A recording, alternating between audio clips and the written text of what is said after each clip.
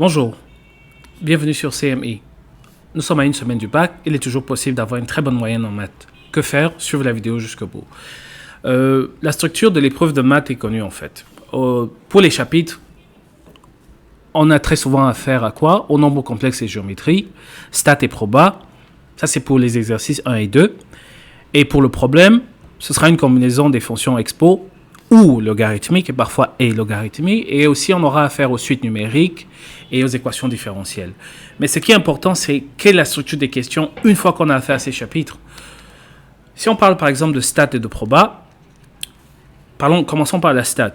Il faut être en mesure de représenter les nuages de points, déterminer le coordonnées G des nuages de points et, en utilisant la méthode des moindres carrés, déterminer l'équation de la droite.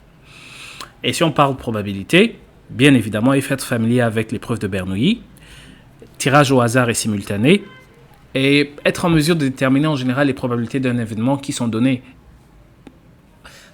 À ne pas exclure, être capable de calculer l'espérance, la variance et la covariance. Pour les nombres complexes et géométrie, transformation du plan, c'est inévitable. Donc, première chose, être en mesure de retenir la formule de l'image du point par une translation, une homothétie, une rotation. Ça doit être acquis. Et être en mesure de détruire la nature d'un triangle. Ça, c'est très, très récurrent, la nature du triangle. Et aussi, étant donné qu'on aura une équation, être capable de résoudre l'équation dans C et de montrer qu'une expression est racine de l'équation.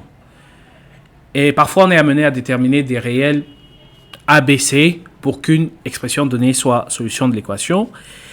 Et parfois, on nous demande de calculer les modules et l'argument d'un rapport. Et sans oublier de montrer qu'on a un ensemble de points M du plan et on veut déterminer la nature des points qui sont formés. Très souvent, c'est un cercle. Parlons des fonctions expo. Il est inévitable, on aura affaire premièrement à étudier les variations, dresser le tableau de variation. Ça, il n'y a rien à faire. Calculer les limites et tracer la courbe. Il n'y a pas moyen d'y échapper. Et très souvent, on aura une expression qu'il faut démontrer ou alors montrer. Et pareil pour les fonctions log, en fait. Quand on dit fonction log ou fonction expo, il faut penser à étudier le sens des variations de la fonction, dresser le tableau, calculer les limites et aussi démontrer une expression comme on disait tantôt.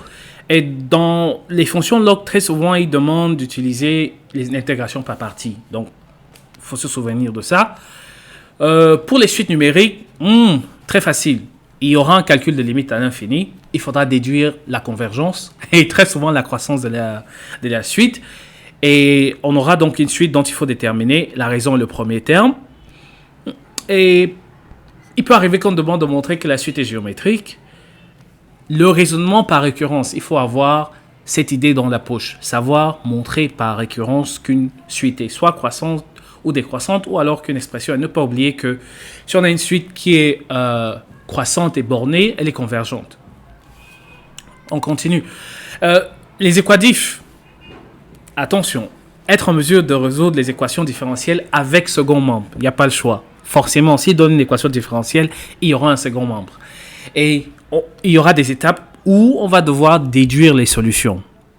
Voici une question qui revient encore et encore. On nous demande de montrer qu'une fonction h est solution si et seulement si h.p est solution d'une autre équation. Ça, désolé, il faut l'apprendre, il faut le mémoriser. Ce sera là si on a affaire aux équations différentielles. Et voilà pour l'essentiel de ce qu'il faut faire pour avoir une bonne note en maths. Merci d'avoir suivi et à très bientôt.